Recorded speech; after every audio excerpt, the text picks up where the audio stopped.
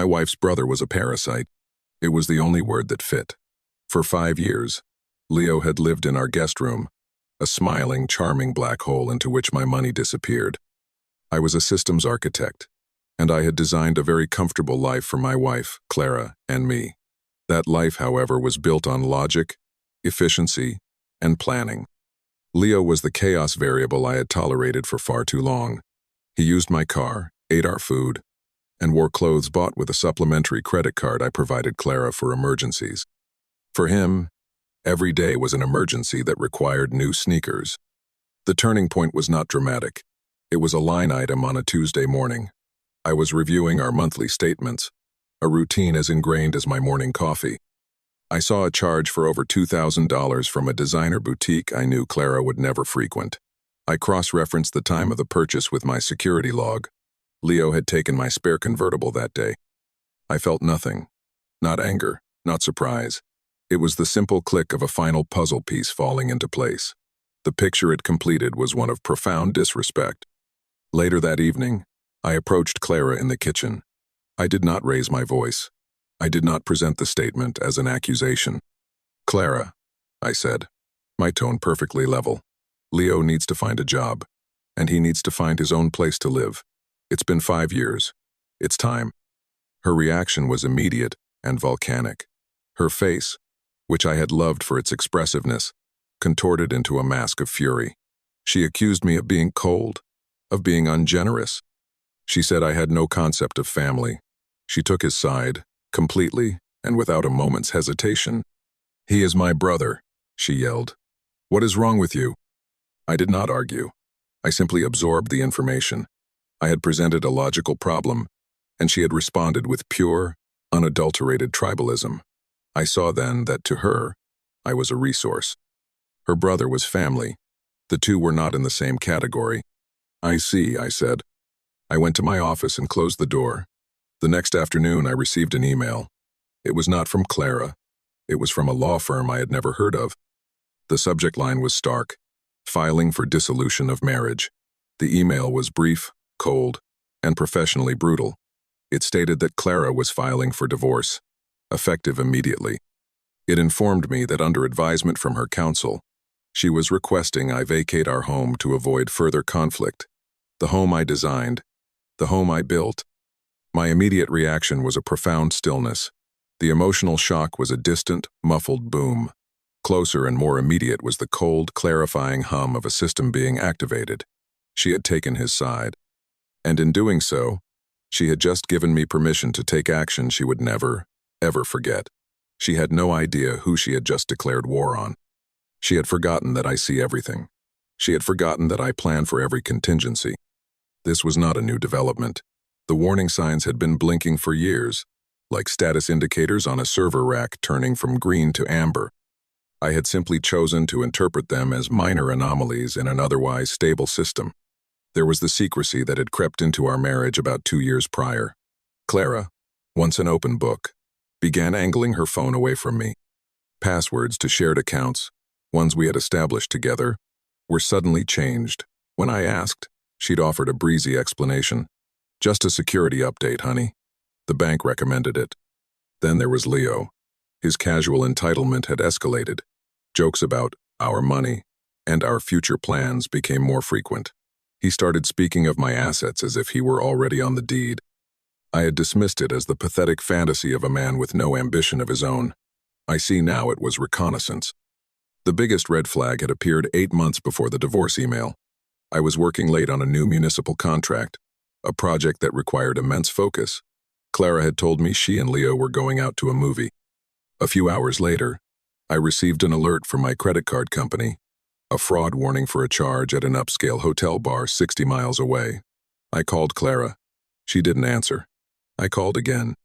Finally, she picked up, her voice flustered. She claimed her purse had been stolen and that she was at the police station filing a report. She said Leo was with her. The next day, there was no police report number. The credit card company confirmed the charge had been approved with a signature. The story was a fabrication, a clumsy one. So, it was then I began my preparations. I did not do it out of anger. I did it as a matter of prudence. Architects design buildings to withstand earthquakes they hope will never come. I began to retrofit my life. My firm, which had been a sole proprietorship, was incorporated. All my professional assets, intellectual property, and client contracts were transferred to the new corporate entity. I was an employee of that entity, drawing a salary. My personal wealth was now firewalled from my business. I opened a new set of bank accounts, both business and personal, at a different institution. I began diverting a portion of my salary into my personal account. The joint accounts we shared received their usual deposits, maintaining the illusion of financial normalcy. I secured our documents.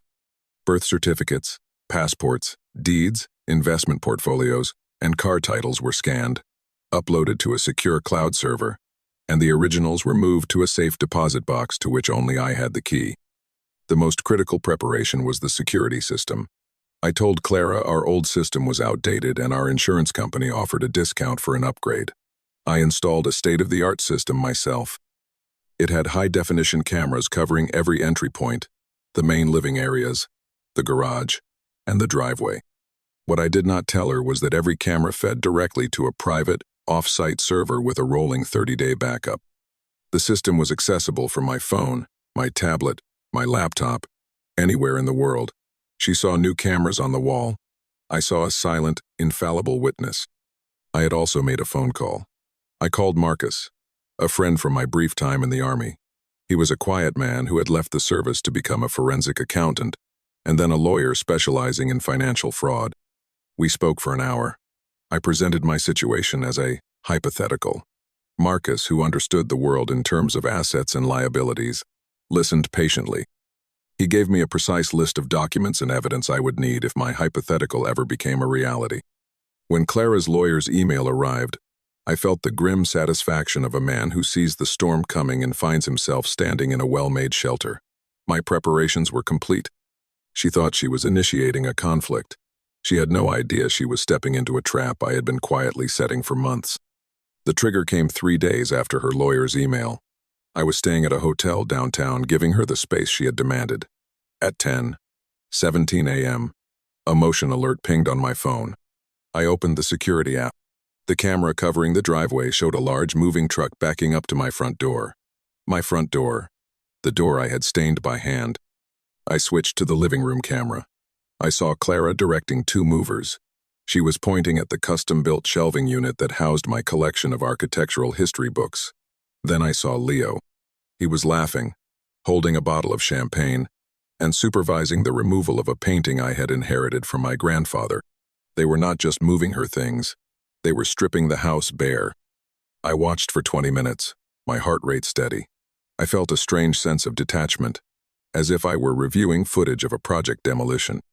The emotional component was gone, cauterized by the sheer audacity of the act.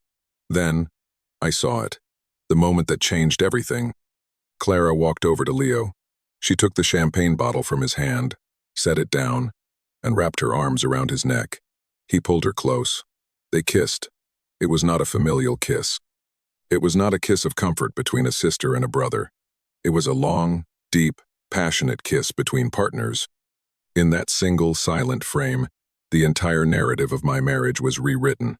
This was not about her siding with her family against a cold husband. This was a long con. They were conspirators. A cold, clean fire burned through me. The hurt, the sadness, the confusion it all incinerated, leaving behind only the hard, clear certainty of a mission objective. My marriage had not failed. It had been a fraud. My wife was not my wife. She was his accomplice. I did not stop the recording. I let it run. I watched as they took my drafting table, my tools, the very instruments of my craft. Every item they loaded into that truck was another piece of evidence. Every shared laugh was another nail in their coffin. I saved the video file to 3 separate secure locations. I labeled it Asset Removal. The problem was no longer emotional. It was logistical. My new goal was simple: to dismantle their operation with the same precision I would use to design a skyscraper. I would not start this fight, but I would finish it, and I would leave them with nothing. The first call I made was to Marcus. "It's not hypothetical anymore," I said. There was a short pause on the line. "Send me everything," he replied. His voice was flat, professional. It was the most comforting sound I had ever heard. Over the next 48 hours, I became an engine of information gathering. I did not sleep. I compiled a complete operational portfolio of Clara and Leo's conspiracy. It was methodical, meticulous work, and I found a grim comfort in it. It was the kind of problem I knew how to solve. I forwarded Marcus the asset removal video. Then I sent him the password to the secure cloud server containing all our financial records, deeds, and titles. I had organized them into folders months ago: joint assets, personal assets, corporate assets, debt instruments. Next, I dove into the banking records. I downloaded 5 years of statements from every joint account and credit card. Using a spreadsheet, I painstakingly tagged every transaction linked to Leo. The designer clothes, the expensive dinners, the weekend trips, the cash withdrawals. The total was staggering. It was not the spending of a down-on-his-luck brother. It was the spending of a kept man. During this process, I discovered something new: a wire transfer for $50,000 from our joint savings to an offshore account. It was dated 6 months prior. I remembered that week clearly. I was in Japan for a conference. Clara had told me she was moving some money into a high-yield CD. The signature authorization for the transfer would have required my consent. I pulled up the digital paperwork from the bank. There was my signature. It was a forgery, a very good one. But it was not mine. I had spent a decade signing architectural drawings. My signature was as unique as my fingerprint. I saved the document in a new folder labeled Fraud. The final piece came from an unwitting source. My next-door neighbor, an elderly woman named Mrs. Gable, called me. She was worried. She had seen the moving truck and wanted to make sure I was okay. I thanked her for her concern and assured her I was aware of the situation. Then, I asked a simple question. "Did you happen to get the name of the moving company on the truck?" "Oh yes, dear," she said. "Such a strange name. Second Start Logistics." I wrote it down. I thanked her and hung up. A quick search for Second Start Logistics revealed it was a cash-only operation with a post office box for an address and a terrible rating. It was the kind of company you hire when you don't want a paper trail. While I was doing this, Marcus was conducting his own investigation. He called me late on the second night. "Your brother-in-law doesn't exist," he said without preamble. "What do you mean?" "I mean the man you know as Leo Novak has no legal history, no driver's license, no social security number, nothing. He's a ghost." Marcus had run a facial recognition search using a still from my security footage against various databases. He got a hit. "His name is not Leo Novak," Marcus continued. "It's Julian Croft, and he has a history. 2 prior arrests for fraud in 2 different states. He operates with a female accomplice who poses as his sister. They find a wealthy, stable man, she marries him, and they slowly drain his assets before disappearing. You're not his first victim. You're his third." The final piece clicked into place. This was their profession. Clara was not just an accomplice. She was a predator. I felt a wave of icy calm. I had all the components. I had the video evidence of the asset removal and the conspiracy. I had the financial records of the long-term drain. I had proof of forgery and wire fraud. And now, thanks to Marcus, I had a documented history of their entire criminal enterprise. The counteroffensive was ready to launch. The first move was silent and digital. Marcus, acting on my behalf, filed an emergency ex parte motion with the family court. He cited evidence of dissipation of marital assets and conspiracy to defraud. The motion requested an immediate, temporary freeze on all joint bank accounts, credit cards, and lines of credit. Because he could demonstrate a clear flight risk and ongoing criminal activity, the judge signed it without a hearing. At 9:00 a.m. on a Friday, the digital gate slammed shut. The second move was a formal report. We submitted the evidence of the forged $50,000 wire transfer to the bank's fraud department and, concurrently, to the financial crimes unit of the local police department. Forgery is not a civil dispute. It is a felony. The third move was the most direct. I called the non-emergency police line and reported the convertible as stolen. I provided the license plate number, the vehicle identification number, and the last known location from the security footage. I explained that the person who had taken it, a man known to me as Leo Novak, did not have permission to drive it and was, in fact, not legally who he claimed to be. With the trap set, all I had to do was wait. It did not take long. The first sign of panic came at 1:15 p.m. that afternoon. A frantic, blocked number call to my cell phone. I let it go to voicemail. It was Clara. Her voice was shrill, laced with a venomous fury. "What did you do?" she shrieked. "My card was just declined. The movers are demanding cash and I can't get any money out. Call me back right now, you bastard." I saved the voicemail. It was a beautiful admission. She had openly stated her intention to pay for the removal of my assets with our joint funds. An hour later, another voicemail.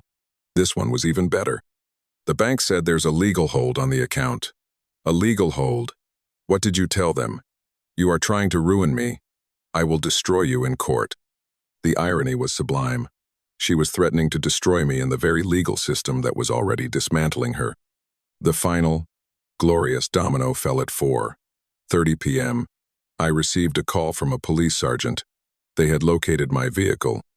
A patrol unit had run the plates on a car parked outside a pawn shop in a rough part of town. The driver, a man matching the description I gave, was currently being detained. They asked if I wanted to press charges for vehicle theft. "Yes, Sergeant," I said calmly. "I do." Leo, or rather Julian Croft, was arrested. He had been in the process of pawning my grandfather's painting and my silver watch collection. He had my car keys in his pocket and no valid identification.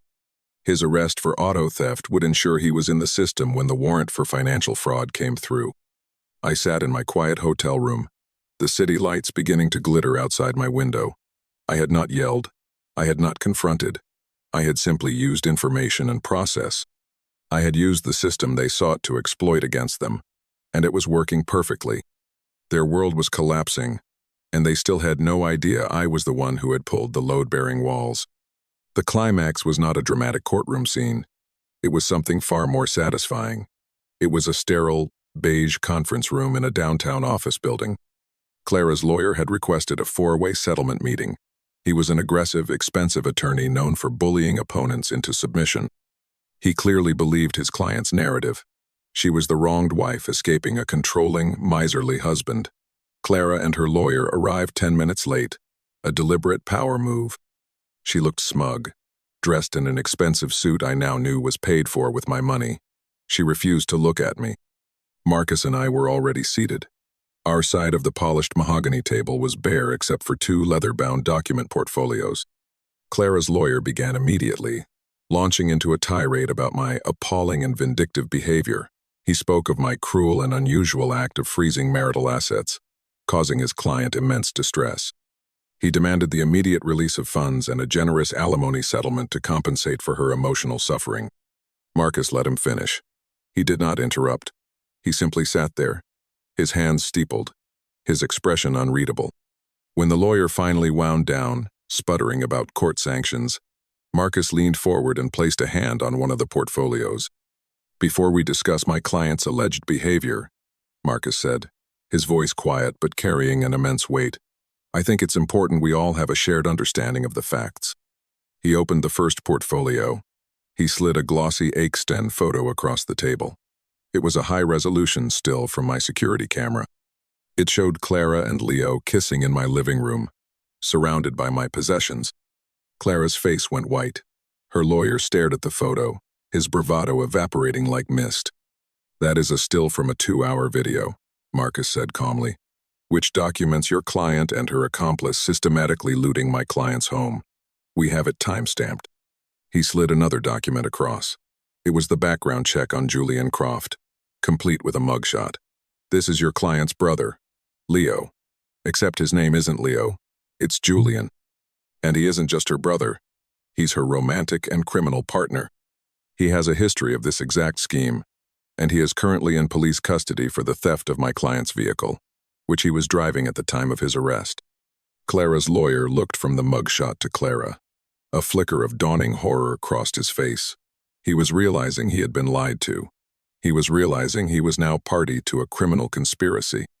Finally, Marcus said, opening the second portfolio, This is a copy of a forged wire transfer for $50,000, which we have already submitted to the district attorney's office. And this, he added, pushing a small audio player to the center of the table, is a collection of voicemails from your client, admitting to the removal of assets and threatening my client. He pressed play.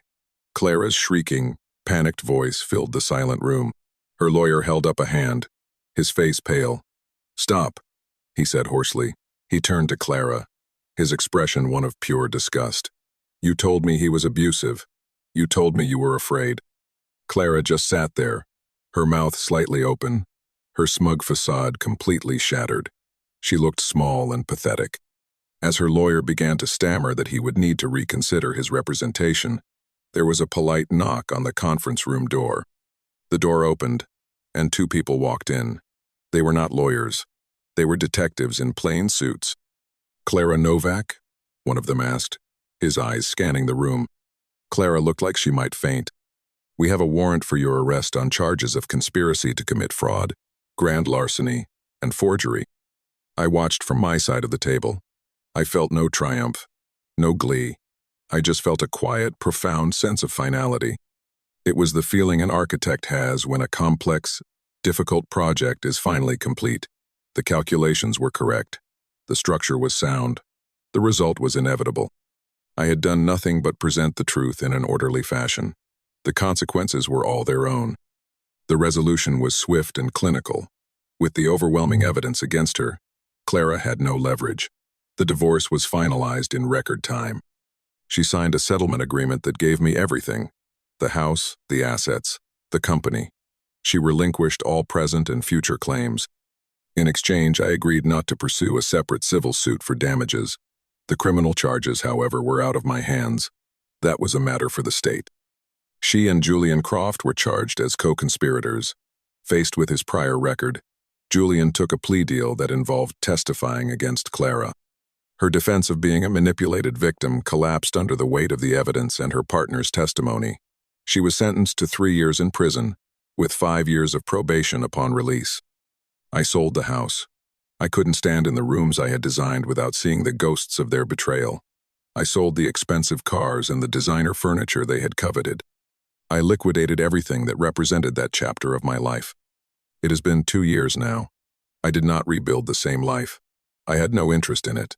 I moved my architectural firm to a smaller city, nestled in the mountains. I run it differently now. I take on fewer clients, projects that have meaning to me. I designed and built a new home for myself.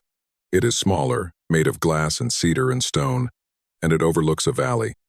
It is a quiet place, a place for thinking. It is a structure with no room for parasites. My life is simpler, more authentic. I have learned the invaluable lesson that some systems are not worth saving. Sometimes the only solution is a controlled demolition and a complete rebuild on a stronger foundation. Last month, I received a letter in the mail. It was from a law firm in another state. It was not a threat, but a thank you. The evidence Marcus and I had compiled against Julian Croft had been instrumental in a civil case for one of his previous victims, a woman he and his other sister had defrauded 7 years ago. My meticulous documentation had given her the proof she needed to finally get some measure of justice.